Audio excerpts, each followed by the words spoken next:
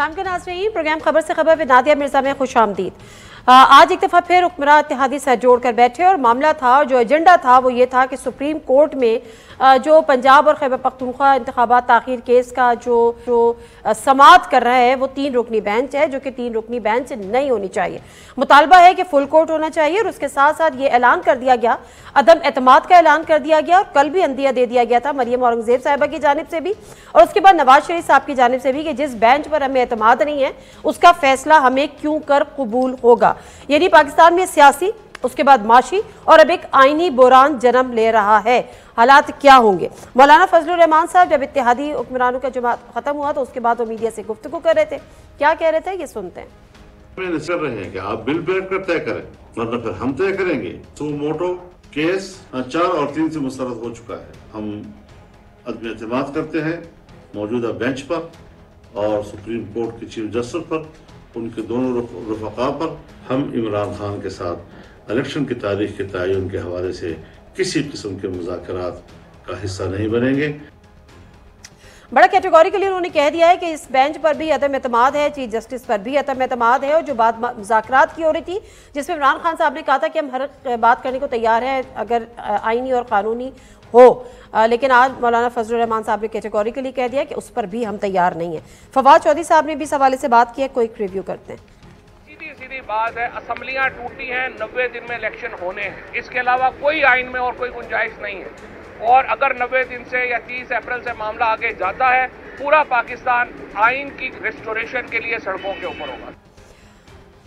पूरा पाकिस्तान आइन के रेस्टोरेशन के लिए सड़कों पर होगा, यानी वही हम जो बात कर रहे हैं, सियासी, माशी और अब एक आइनी बुहरान। हालात किस तरफ जाएंगे, प्रोग्राम का आगाज़ करते हैं, इस पर बात करेंगे। कादिर मंदोखेल साहब पाकिस्तान पीपल्स पार्टी के सीनियर रहनुमा MNA हमारे साथ मौजूद हैं। निहाल हाशमी साहब PMLN के रहनुमा सेनेटर निहाल हाशमी, और उसके साथ साथ शोएब शाहीन साहब जो कि लॉयर हैं सुप्रीम कोर्ट के।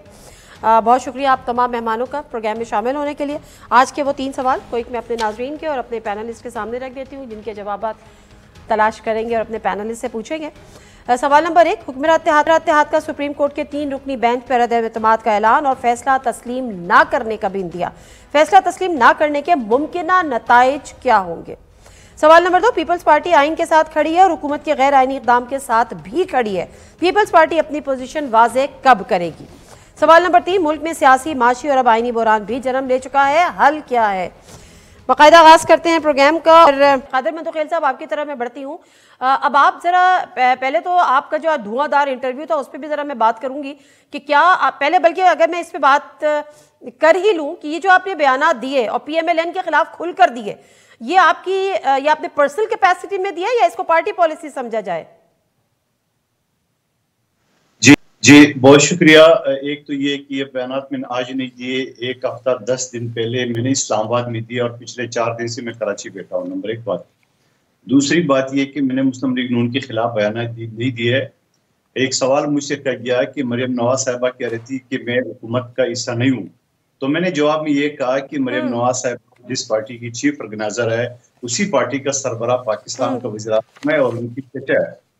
एक बात। दूसरा सवाल दूसरा सवाल मैंने ये किया गया कि जिस तरह इमरान खान साहब को गिरफ्तार करने के लिए आम गरीब आदमी के घर पे तो सुबह 4 बजे सीढ़ी लगा के पुलिस वाले घुसते हैं, इमरान खान साहब को गिरफ्तार करने के लिए दिन 2 बजे ढोल बाजे के साथ मीडिया के साथ वो जिस तरह वहां गए SP, और फिर वहां पे उसको पूरा घर में इमरान खान साहब नहीं मिले, और ये तमाशा कोई 24 घंटे 2 दिन चलता रहा। तब तक पुख्तनख्वा, बलूचिस्तान, सिंध, पंजाब से लोग वहां पे जमा हो गए। तो मैंने ये सवाल किए कि IG नाकाम है और राना सनाउल्लाह साहब ने जो अमली थी वो उसकी जो है ना वो सही नहीं थी, इस तरह से गिरफ्तारी नहीं करते। ये तो आपने मजीद, लेकिन इससे एक बात और बेहतर अच्छी हो गई है, उससे एक बात अच्छी हो गई है कि कम से कम इमरान खान साहब और इनकी पार्टी एक्सपोज हो गई है, क्योंकि पहले वो तहरीक इंसाफ और इंसाफ की बात कर रहे थे, इनके घर से पेट्रोल बम में जो है ना वो पुलिस नेते पुलिस के ऊपर। चले वो इमरान खान को भी छोड़ देते हैं ना। सुने कादिर मंदोखेल साहब, इमरान खान की बात बाद में करते हैं। पहले ये बताएं कि जिस इंटरव्यू की आप बात कर रहे हैं उसमें आपने वजारत दाखिला और खजाना नून लीग से नहीं चल रही तो किसी और पार्टी को दे दें, ये बात भी आपने की राना सनाउल्लाह साहब और इसहाक डार साहब के अलावा हवाले से? बिल्कुल मैंने यही बात की, मैंने आपको मिसाल देके तफसील बताने की कोशिश की, आपने रोक लिया है। लेकिन ये आपकी पर्सनल कैपेसिटी में की, पार्टी पॉलिसी नहीं है। नहीं, मेरे पर्सनल मैं पार्टी का तर्जमान हूँ, अदना सरकन हूँ।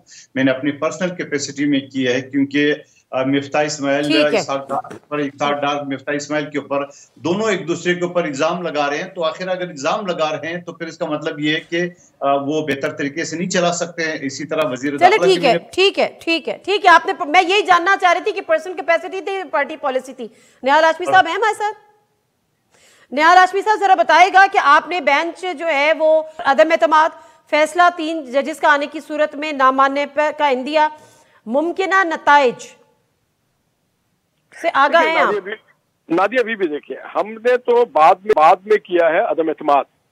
सबसे पहले ब्रदर जजेस ने अदम एतमाद किया, जिसमें जस्टिस अमीनुद्दीन साहब है, जस्टिस मंदुखेल साहब हैं, और उससे पहले जनाब जस्टिस काजी फैज ईसा साहब ने 184(3) पे जितने भी पेंडिंग मैटर्स है उस पे एक स्टे ऑर्डर दे दिया। ठीक है। और वो स्टे ऑर्डर जो है that is very much in the field, और उन्होंने कहा कि कोई भी बेंच तश्कील नहीं पा सकती।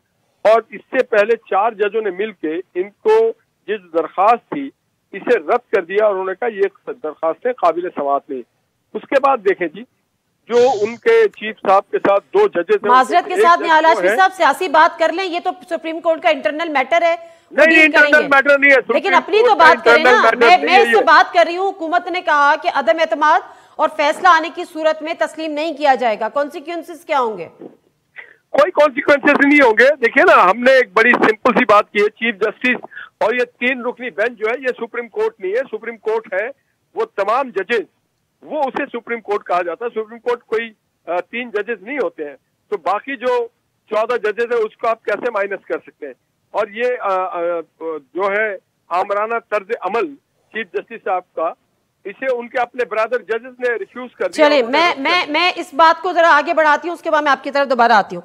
शुएब शाहीन साहब वो कह रहे हैं कि कोई कॉन्सिक्वेंसेस नहीं होंगे, तो कोई कॉन्सिक्वेंसेस नहीं होंगे मतलब आप कह रहे हैं कि चलो आपने अदम एतमाद का इजहार कर दिया, आपका हक है, लेकिन उसके साथ साथ ये कहना कि अगर 3 जजेस का फैसला आएगा, 3 रुकनी बेंच का, तो जब बेंच पे एतमाद नहीं है तो फैसला कैसे काबिल कबूल होगा? यानी इंदिया दे दिया कि फैसला काबिल कबूल नहीं होगा, कोई कॉन्सिक्वेंसेस नहीं होंगे। देखिए, पहली बात तो यह है कि ये पहली दफा बाइकआउट नहीं कर रहे। वो मैंने कहा पहले भी किया, खुद बता दिया। जब ये दोस्त मोहम्मद मजारी की रूलिंग के खिलाफ पंजाब वाला इशू था, उस वक्त भी इन्होंने अपने पूरे आर्गूमेंट्स करने के बाद लास्ट मोमेंट पे इन सब ने कह दिया कि जी हम तो बाइकआउट कर रहे हैं। बिल्कुल, कोर्ट ने कह दिया आप यहाँ बैठें, अगर आप चाहें तो पार्टिसिपेट करें। आर्गूमेंट्स ये पूरे मुकम्मल कर चुके थे। बहरहाल वो फैसला आया, इम्प्लीमेंट भी हुआ, तो वो सुप्रीम कोर्ट का फैसला था, इसलिए उसका कोई इफेक्ट है, उसका लीगल इफेक्ट है। आर्टिकल 189, 190 के तहत तमाम इदारे, तमाम एग्जीक्यूटिव अथॉरिटीज़, तमाम इवन कोर्ट्स वो पाबंद हैं सुप्रीम कोर्ट के फैसले को अमल दरामद करने में। ये कहना कि हम नहीं मानेंगे, ये कहना कि ये 3 मेंबर बेंच का फैसला क्यों गलत है या क्या है, इस पर अगर आप मुझे इजाज़त दें तो मैं इसकी थोड़ी सी हिस्ट्री दे दूँ इस मौजू पे। देखें, सबसे पहले 9 मेंबर बेंच बना, 2 मेंबर बेंच ने ऊपर एतराज़ आया पीडीएम की जमात को, कहा कि इन्होंने अपना माइंड डिस्क्लोज कर दिया है, आर्टिकल 184(3) की प्रोसीडिंग्स जी मेंटेनेबल हैं। ठीक है। वो थे जस्टिस इजाजुल हसन और जस्टिस मज़ार अकबर नकवी साहब। और उसके बाद 2 जज साहबान ने अपना डिफरेंट व्यू दिया, जिसमें याह्या अफरीदी साहब ने कहा मेरी नज़र में 184(3) की प्रोसीडिंग्स बनती नहीं है। 2 ने कह दिया बनती हैं, उनमें से याह्या अफरीदी ने कहा नहीं बनती हैं क्योंकि नीचे मैटर पेंडिंग है, और अतर महमूद साहब ने उनसे एग्री किया। तो लिहाजा याह्या अफरीदी साहब ने कहा जी मैं इस पर कंटिन्यू नहीं करना चाहता, हाउएवर अगर चीफ जस्टिस चाहे तो मुझे जो मुनासिब समझे मैं at the disposal of the chief justice हूँ। अब इनकी 27/2 को एक आर्डर पास हुआ, 27/2 को 9 के 9 जज साहबान ने लिख के दिया, क्योंकि 2 ने कहा 184(3) बनते हैं, 2 ने कहा नहीं बनता। वो चारों के चारों अपना माइंड डिस्क्लोज कर चुके थे। तो उन्होंने कहा कि अब बेहतर यह है कि आप नया बेंच तश्कील दे दें। चीफ जस्टिस साहब ने नया बेंच तश्कील दिया उन चारों को फ्री करके। अब हुआ ये 5 मेंबर का, 5 मेंबर में से 3/2 का फैसला आ गया। ये तो थी माजी वाला बात। अब आया है नया आर्डर, उस नए आर्डर को नई आईनी पटिशन के जरिए, नई कॉन्स्टिट्यूशन पटिशन है, that is not only for contempt proceedings, तो नई आईनी पटिशन के ऊपर अब पहले 5 मेंबर बेंच का पटिशन बन गई। अब काजी फाइसा साहब ने और अमीनुद्दीन साहब ने मेजॉरिटी व्यू ने यह कह दिया कि जनाब तमाम 184(3) की प्रोसीडिंग्स रोक दी जाएं। अब उसके आर्डर के नतीजे में, जिसमें शायद वहीद साहब मिनॉरिटी व्यू ने उससे डिफर किया कि जी ये तो 184(3) का केस का इशू ही नहीं था, ये तो हमने मेरिट से हट गए हैं। अब उसके ऊपर सुप्रीम कोर्ट के चीफ जस्टिस ने एक सर्कुलर जारी किया और सुप्रीम कोर्ट में एक जजमेंट है जो पिछले साल आई थी, PLD 2022 सुप्रीम कोर्ट पेज 306, उसके अंदर तय कर दिया गया 5 मेंबर बेंच का ये फैसला है। यानी 5 रुकनी बेंच का जो फैसला होता है, जितना हायर बेंच का फैसला होता है, लोअर बेंच का फैसला, अगर 2 जज या 3 जज ये समझते हैं कि हमें इस जजमेंट से इख्तलाफ है, तो फिर वो लार्जर बेंच को कहते हैं, वो कहते हैं 5 मेंबर की बजाय आप 7 मेंबर बना दो ताकि हम इस पॉइंट के ऊपर हम डिस्कस कर सकें। तो लिहाजा वो सर्कुलर के जरिए उन्होंने कह दिया कि ये इशू ऑलरेडी फाइनली डिटर्मिन हो चुका है by the larger bench of this court. और उसके बाद उन्होंने उस सर्कुलर के जरिए अमीन साहब तो खुद बहुत फारे हो गए, उन्होंने कहा मैं नहीं बैठना चाहता। और जस्टिस जमाल मंदोखेल साहब ने कहा जी मैं अनफिट फील करता हूँ, हाँ लार्जर बेंच बना तो मैं जो फुल कोर्ट बना तो मुझे उसमें शामिल कर लें। लेकिन देखें, कोई भी जज है अपना डिफरेंट ऑफ व्यू दे सकता है, उसमें कोई पाबंदी नहीं है, लेकिन इन ग्राउंड्स पे अपने आप को अलग कर देना बेंच से ये मुनासिब नहीं था at this stage, specially Jamal Mandokhel साहब के लिए। बहरहाल उन्होंने कर दिया। लेकिन अब हम आते हैं कि सुप्रीम कोर्ट का फैसला। सुप्रीम कोर्ट देखें, टेक्निकलिटीज को for the time being side पे रखें। देखें, सुप्रीम कोर्ट को एक 184(3) में पावर है, दूसरी आर्टिकल 187 में पावर है कि to do complete justice, substantial justice के लिए कोई भी ऑर्डर पास कर सकती है सुप्रीम कोर्ट। अब सुप्रीम कोर्ट के 3 मेंबर बेंच के पास ये मैटर है। अब सिर्फ एक मौजू है इसमें, क्या इलेक्शन कमीशन को ये इख्तियार था नहीं, कि वो अपनी जगह है, वो अपनी जगह है, वो उनके पास ये मैटर है। बट यहाँ पे सिचुएशन ये है कि अब सियासी हुकूमत जो है और हुकूमती इत्तेहाद जो है वो कह रहा है कि हमें इस बेंच पर अदम एतमाद है, प्लस इसका फैसला हम नहीं मानेंगे। मैं ब्रेक ले लेती हूँ। ये कैसे ना माने का यही तो पूछ रहे हैं। पार्टी, यानी मैं अगर पार्टी हूँ, मैं कहूंगा कि जज नादिया मिर्जा की बजाय मुझे जनाब जमाल मंदोखेल के पास मेरा केस लगा दें, मैं कह सकता हूँ। देखिए, ये चीफ जस्टिस का डिस्क्रिप्शन है, ठीक है, और उन्होंने बेंच बनाना है, चीफ जस्टिस का डिस्क्रिप्शन है। मैं मुख्तसर सा ब्रेक ले लेती हूँ। ब्रेक से आपके साथियों जरा इसी पे बात कर कि कैसे नहीं मानेंगे और अगर नहीं मानेंगे तो उसके कॉन्सिक्वेंसेस क्या हैं, ये मुझे जानना है। ब्रेक लेती हूँ, वापस आते हैं।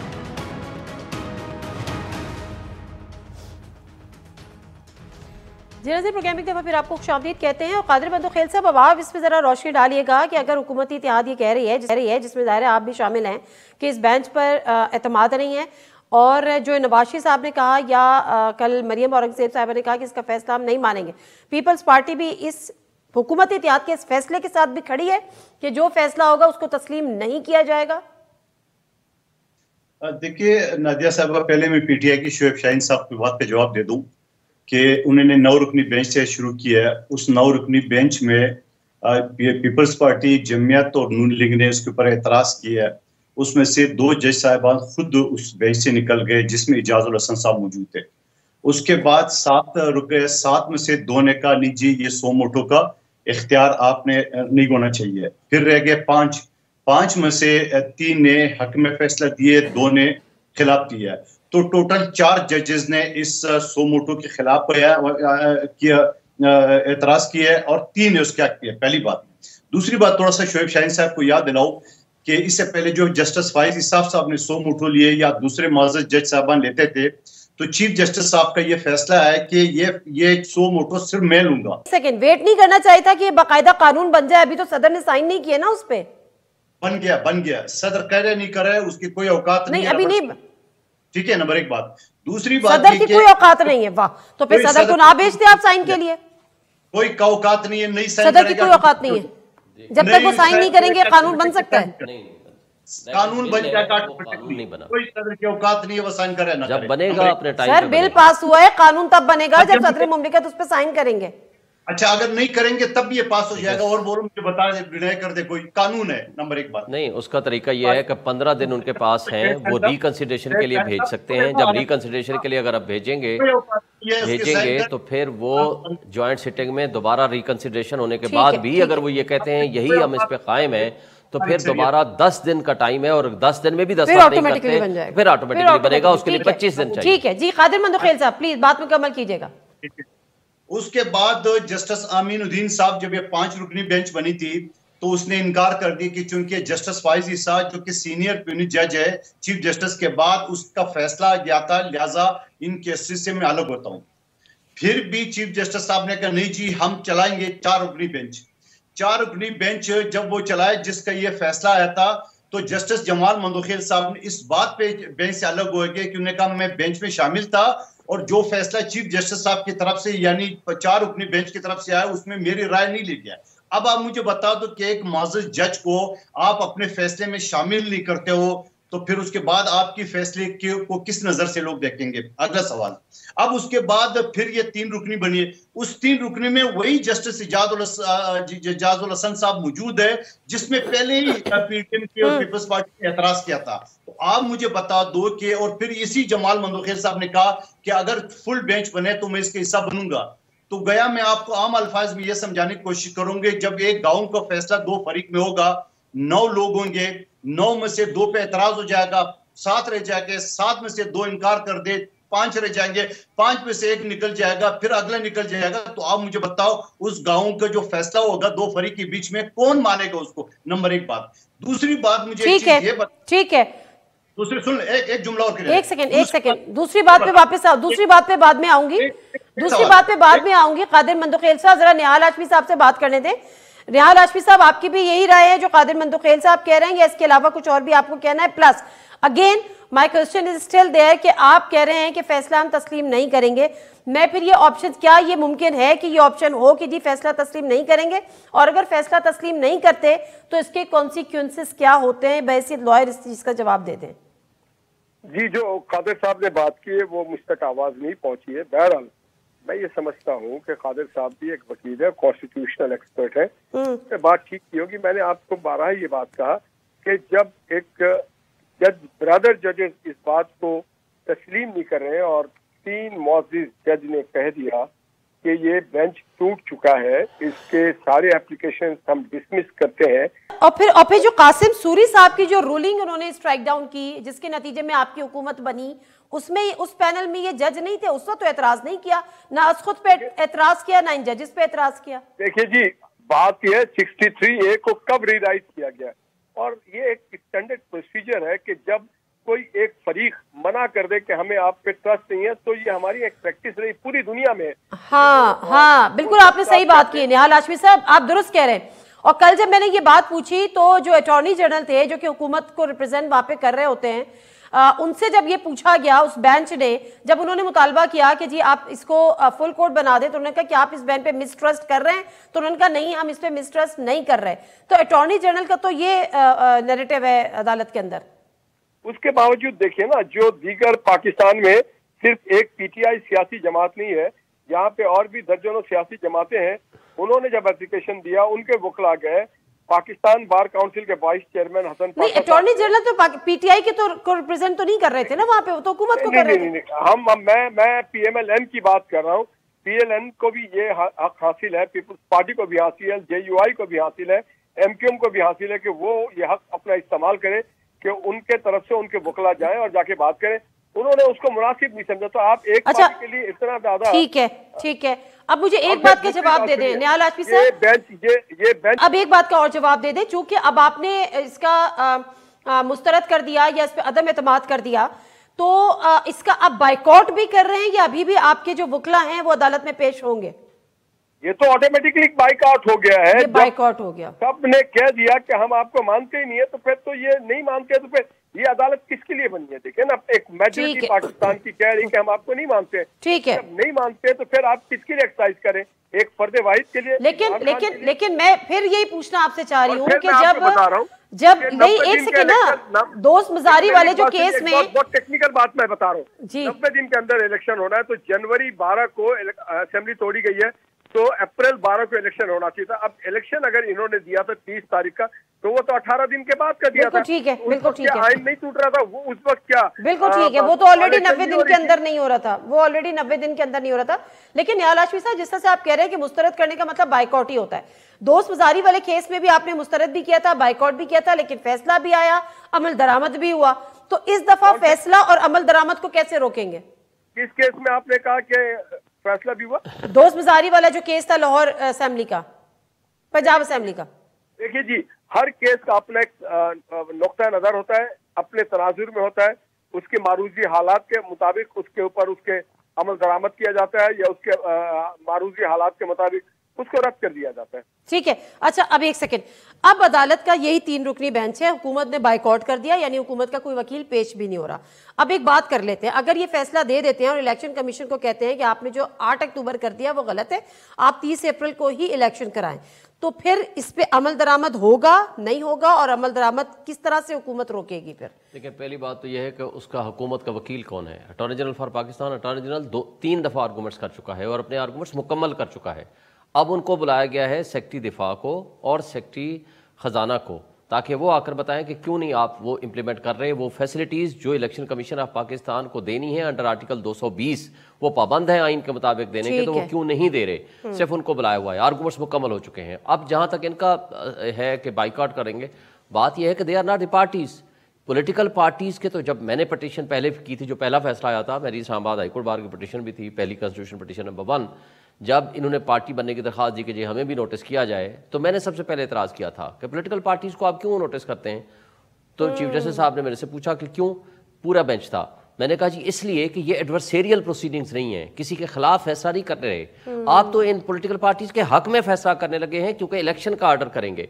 जब इलेक्शन होगा तो सारी पार्टीज़ को मौका मिलेगा कि वो पार्टिसिपेट करें। कौन जमहूरी ताकत है या पॉलिटिकल पार्टीज है जो कहेगी कि हमारे लिए इलेक्शन ना हो और हम इलेक्शन में ना जाएं? ये तो आप इनके हक में फैसला करने लगे हैं। और सेटल लॉ ये है कि उसको सुना जाता है जिसके खिलाफ एडवर्स आर्डर पास करना हो। एडवर्स आर्डर तो आपने नहीं करना, आपने तो सिर्फ ये कहना है कि आइन की मुद्दत के तहत 90 दिन में इलेक्शन होने हैं, नंबर 1। नंबर 2, उस वक्त सिर्फ एक इबाम था कि क्या गवर्नर ने तारीख देनी है या प्रेसिडेंट ऑफ पाकिस्तान ने तारीख देनी है, जिसको उन्होंने इबाम दूर कर दिया। और वो उस वक्त भी 90 डेज का उन्होंने कोर्ट ने लिखा कि 90 डेज में ही होने चाहिए। जो 9 अप्रैल की डेट दी हुई है प्रेसिडेंट ने, वो बिल्कुल लीगल, वैलिड एंड जस्टिफाइड है। लेकिन इलेक्शन कमीशन ये कह रहा है, बड़ा इंपॉर्टेंट और बड़ा इंटरेस्टिंग पॉइंट है, लेकिन इलेक्शन कमीशन ने एक रिक्वेस्ट की थी, पैरा नंबर 14 में लिखा हुआ है। उन्होंने कहा था कि जनाब हमें 52 डेज चाहिए मिनिमम शेड्यूल को एडजस्ट करने के लिए। सुप्रीम कोर्ट ने उस वक्त भी एतराज किया था, उन्होंने कहा सेक्शन 58 ऑफ इलेक्शन एक्ट के तहत आपको ये पावर, तब भी नहीं हो रहे थे ना। निहाल हाशमी साहब सही बात कर रहे हैं ना। गुजारिश इसी को आपको वाजे कर दूं, आप जरा सुन लेना, इसको वाजे कर दूं। उन्होंने कहा कि 90 दिन का मतलब 90 दिन है, 9 अप्रैल 90 दिन हो रही है। लेकिन इलेक्शन कमीशन ने कहा कि सेक्शन 57 सब सेक्शन 52 के तहत हमें शेड्यूल को एडजस्ट करने के लिए 52 डेज चाहिए, कि जो कि 90 दिन से 1-2 हफ्ते आगे चले जाएंगे, हमें इतनी इजाजत दे दें। फिर सुप्रीम कोर्ट ने उसको इजाजत दी पैराग्राफ नंबर 14 में। फिर उन्होंने कहा कि ठीक है आप तारीख दें president, but nearest to 90 days, nearest to 90 days. ये था बिल्कुल सही है, बिल्कुल सही। बड़ा इंटरेस्टिंग पॉइंट है, क्योंकि इसमें हुकूमत तो फरीक, इसमें मामला है इलेक्शन कमीशन का और अदालत का। इलेक्शन कमीशन को अदालत ने कहा था कि आपने इलेक्शन की डेट देनी है। इलेक्शन कमीशन ने सदर के साथ कंसल्टेंसी के बाद, कंसल्ट करने के बाद एक डेट दे दी है, सदर मुमलिकत ने एक डेट दे दी, इलेक्शन कमीशन ने उसको अज खुद आगे बढ़ा दिया। अब इसमें हुकूमत फरीक नहीं है। हुकूमत पे कैसे फरीक बनती है? ब्रेक लेती हूँ, वापस आती हूँ, क्योंकि ये मामला तो इससे इलेक्शन कमीशन का, और इलेक्शन कमीशन को अगर सुप्रीम कोर्ट ये ऑर्डर दे देते हैं दोबारा कि आपने जो पहले डेट दी थी 30 अप्रैल उसमें ही कराने हैं, तो फिर पाबंद होगी हुकूमत वक्त उनको फैसिलिटेट करने की। तो क्या हुकूमत वक्त ये सोच के बैठी है कि वो इलेक्शन कमीशन को फैसिलिटेट नहीं करेगी? ब्रेक लेती हूँ, उस पर भी बात करते हैं। जी नाज़रीन, प्रोग्राम में एक दफ़ा फिर आपको खुशामदीद कहते हैं। कादिर मंदोखेल साहब, जरा इस पॉइंट पे तो बात कीजिएगा कि ये मामला जो है इसमें हुकूमत कैसे फरीक है? ये मामला है इलेक्शन कमीशन का और सुप्रीम कोर्ट का, if I am not wrong. अब हुकूमत को सिर्फ फैसिलिटेट करना है इलेक्शन कमीशन को, और इलेक्शन डेफिनेटली इलेक्शन कमीशन ने कराने। तो क्या हुकूमत बाकायदा तौर पर ये सोचे बैठी है कि अगर ये हुक्म इलेक्शन कमीशन को जारी कर भी देती है सुप्रीम कोर्ट, तो हुकूमत ने फैसिलिटेट नहीं करना? देखिए नाज़ा सी बात, थोड़ा सा मुझे टाइम दे दे वरना आवाम नहीं समझेंगे। पहले जो आपने बात की थी कि इलेक्शन कमीशन सदर मुमलिकत ने मशवरा किया है, ये बिल्कुल गलत बात है। सदर पाकिस्तान ने आरिफ अलवी साहब ने इलेक्शन कमीशन को बुलाया था। सेक्शन 57 इलेक्शन एक्ट 2017 के तहत इलेक्शन कमीशन नहीं गई, सदर पाकिस्तान ने अपनी तरफ से तारीख दी। पहली बात ये जहन से निकाले। दूसरी बात, जो शुएब शाहीन साहब और आप जो बता रहे थे, जिसने निहाल हाशमी साहब ने पॉइंट आउट किया है ना, ये जो आज पुरानी बात थी, वो मुझे सुन लेते, आज ज्यादा मुझे बीच में इंटरप्ट ना करें। हाँ, आप बात कंप्लीट कर लें, इनकी बात कंप्लीट कर लें। अच्छा, आप ये बताओ कि ये जो पीटीआई के दो शुएब शाहीन साहब और दूसरे फवाद चौधरी साहब जो इतना हंगामा मचाया, आइन टूट रहा है, आइन टूटेगा, तो आप मुझे बता दो कि जब सुप्रीम कोर्ट फैसला दे रही थी तो वो 90 दिन तो 12 अप्रैल को पूरे हो रहे थे, तो उस वक्त आइन नहीं टूटा। नंबर एक बात। दूसरी बात मैं आपके तौर से कहना चाह रहा हूं, मैं मेरे खिलाफ FIR कटी है, राना सलाना ने काटा था, मेरे खिलाफ MQM ने FIR काटा है, लेकिन अल्हम्दुलिल्लाह मैं जेल नहीं गया हूँ, मेरे चेयरमैन बिलावल साहब भी जेल नहीं गया है। आप जी अच्छा निहाल हाशमी साहब, अब ये मुझे बताएगा कि अगर सुप्रीम कोर्ट का यही 3 रुकनी बेंच इलेक्शन कमीशन को ये हुक्म दे देता है कि आपने जो पहले डेट थी 30 अप्रैल उस पर ही आपने इलेक्शन कराने हैं, हुकूमत वक्त इलेक्शन कमीशन को फैसिलिटेट करेगी या नहीं करेगी, या हुकूमत दूली करेगी, तौहीन अदालत करेगी? एक बात जो मंदुखेल साहब बात कर रहे थे, मैं भी थोड़ी सी वजाहत कर दूं। आप मेरे सवाल के जवाब पहले दे दें, वजाहत बाद में मुझे भी बड़ी तकलीफ है। अच्छा। अगर जेल जाने वाली बात उन्होंने की थी तो वजाहत भी उनको ही करना चाहिए था, और जेल अगर जाने वाले पाकिस्तान के बड़े बड़े अकाबरीन थे, अगर इनको भी जेल जाने का शौक है, हमने नहीं रोका है। इस्तीफा दें, इलेक्शन चलें आगे, ठीक है, पार्लियामेंट में खिताब करें, ठीक है। इस तरह से गाली देना और अवामी गाली नहीं होती, जेल जाना तो गाली नहीं होती, ये तो एक फख्र होता है किसी भी सियासतदान के लिए। अब मुझे बता, अवामी नुमाइंदों की निहाल हाशमी साहब, अब मेरी बात का अगर आप जवाब दे दें, बड़ी रिक्वेस्ट मैं आपसे कर रही हूँ, सिर्फ मुझे ये बता दें कि इलेक्शन कमीशन को ये ऑर्डर दे दिए जाते हैं कि आपने 30 अप्रैल को इलेक्शन कराना है, हुकूमत वक्त फैसिलिटेट करेगी नहीं करेगी? बात बहुत आगे निकल चुकी है मुझसे, अब हमें इसमें बदनीयती नजर आ रही है। आप फैसिलिटेट करेंगे नहीं करेंगे, और नहीं करेंगे आगे निकल गई है कि एक फरीक को अगर की पार्लियामेंट इसको नजरअंदाज नहीं करेगी।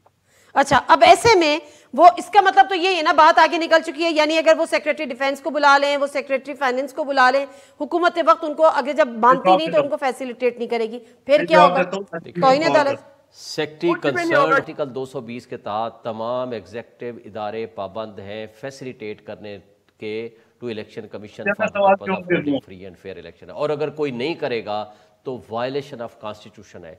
ये इसमें ना सिर्फ वायलेशन ऑफ कॉन्स्टिट्यूशन होगा बल्कि तौहीन अदालत भी होगी, और ये दोनों proceedings whosoever denies, secretary defence करता है उसके खिलाफ होगा, कोई एस्टैब्लिशमेंट का कोई नुमाइंदा करता है उसके खिलाफ होगा, मिनिस्टर करेगा उसके खिलाफ होगा, प्राइम मिनिस्टर करेगा उसके खिलाफ होगा, कैबिनेट करेगी उसके खिलाफ होगा। यूसुफ गिलानी जेल नहीं गया, वो उसको सजा नहीं हुई, और इसी तरह बाकी लोगों को नहीं हुई, इसी तरह निहाल हाशमी साहब नहीं जेल गए थे।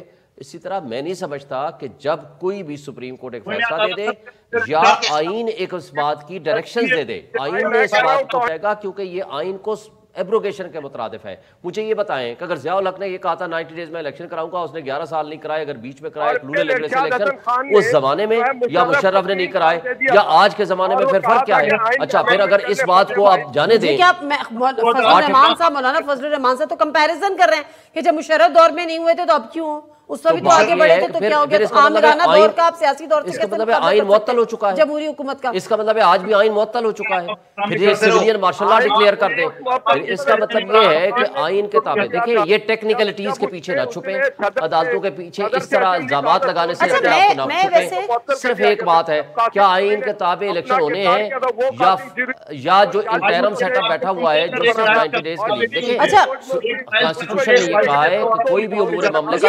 मुझे एक चीज और जाननी है, कादिर मंदुखेल साहब, अगर आप ये कहते हैं कि जी इलेक्शन 8 अक्टूबर को जो इलेक्शन कमीशन ने कहा है, फिलहाल वो 90 दिन के बाद जो निगरान सेटअप है उसका स्टेटस, लीगल स्टेटस क्या होगा? निगरान स्टेटस ऑटोमेटिकली एक्सटेंड हो जाएगा। 90 दिन 12 अप्रैल को खत्म हो रहे हैं, ये वायलेशन पहले हो चुकी है, अगर इसको वायलेशन करते हैं। दूसरी बात आपने सवाल की निहाल हाशमी साहब से, मैं जवाब दे देता हूं। आप एक चीज बताओ, सबसे पहले तो पंजाब असम्बली और पख्तूनख्वा असम्बली जो ने एक नायल शख्स ने 2 वज़ीर उज़रा को बगल में दबोच किसके, कोई कानूनी और आईनी हैसियत नहीं है। आईन का आर्टिकल 38, 39 क्लियरली कहता है कि जो शख्स किसी के कस्टडी में नहीं है तो गवर्नर केपीके ने साइन क्यों कर दिए थे? गवर्नर केपी ने भी साइन क्यों कर दिए थे अगर उसकी कोई कानूनी हैसियत नहीं थी? जबरदस्ती करा लिए ना, मैं आपको बता रहा हूँ। नंबर 2 बात, गवर्नर केपी से जबरदस्ती करा लिए थे। जबरदस्ती है ना, क्यों? क्या परवेज इलाही ने नहीं कहा कि 99% एमपीए नहीं चाहते इलेक्शन हो, रिजाइन करें ना? ये नहीं कहा कि अब मार्च के बाद असेंबली तोड़े जाए। ये परवेज इलाही का स्टेटमेंट ऐसा करवा दें, आप एक पिटीशन डाल दें कि असेंबली बहाल कर दें, जवाब दे डाल देंगे, बेफिक्र हो जाए इंशाल्लाह। बाल देंगे जो बनेगा तो डाल देंगे, कैसे मुमकिन है? देखिए, ये पॉलिटिकल डिसीजन होता है, और पॉलिटिकल डिसीजन के ताबे जब आईन के तहत आर्टिकल 105 के तहत जब चीफ मिनिस्टर एक समरी दे दे तो ऑटोमेटिकली 48 आवर्स का टाइम होता है गवर्नर के पास, या वो डिसॉल्व करेगा या ऑटोमेटिकली डिसॉल्व हो जाएगी। अच्छा, निहाल हाशमी साहब इलेक्शन से भाग क्यों रहे हैं? हम इलेक्शन इमरान खान की जीत हम नजर आ रही इलेक्शन है। वक्त पे करवाएंगे। तो वक्त पे हो गए ना, 30 अप्रैल को करा दे, 90 दिन के अंदर अंदर, 2 हफ्ते लेट। 90 दिन को तो बाईपास इस बेंच ने कर दिया। चले तो 30 अप्रैल को करा दे, क्या मसला है? 30 अप्रैल का क्या कि उन्होंने 90 दिन का तो बेड़ा गर्क कर दिया ना। चले ये तो 30 अप्रैल को करा देना, 30 अप्रैल को क्या मसला है? सियासी माहौल में ये कशीदगी ला रहे हैं, ये अव्वल तो ये 184(3) बनता नहीं तो है। कशीदगी कम हो जाएगी ना, आप इलेक्शन करा दें। इख्तियार सिर्फ ये इलेक्शन कमीशन का है, किसी और इदारे का नहीं है इलेक्शन कराना। ये इलेक्शन कराने के लिए डिक्टेट करना सिर्फ और सिर्फ ये इख्तियार जो है वो इलेक्शन कमीशन का है। चलें ठीक है भाई, इलेक्शन नहीं कराना लेकिन इलेक्शन से नहीं भाग रहे। बहुत शुक्रिया शुएब शाहीन साहब आपका भी, कादिर मंदुखेल साहब आपका भी, और निहाल हाशमी साहब आपका भी। ये है कि हम पहले सियासी बुरान देखते थे, माशी बुरान देखते थे, आइनी बुरान देखते थे, हल किसी के पास नहीं है। अगर देखा जाए तो हल इसी में है कि आप एक फ्रेश मैंडेट ले लें, एक हुकूमत को दे दें, फिर जिसकी जो दिल चाहे वो फिर करता रहे। प्रोग्राम से नादिर मिर्जा को इजाज़त दीजिए, अल्लाह हाफ़िज़।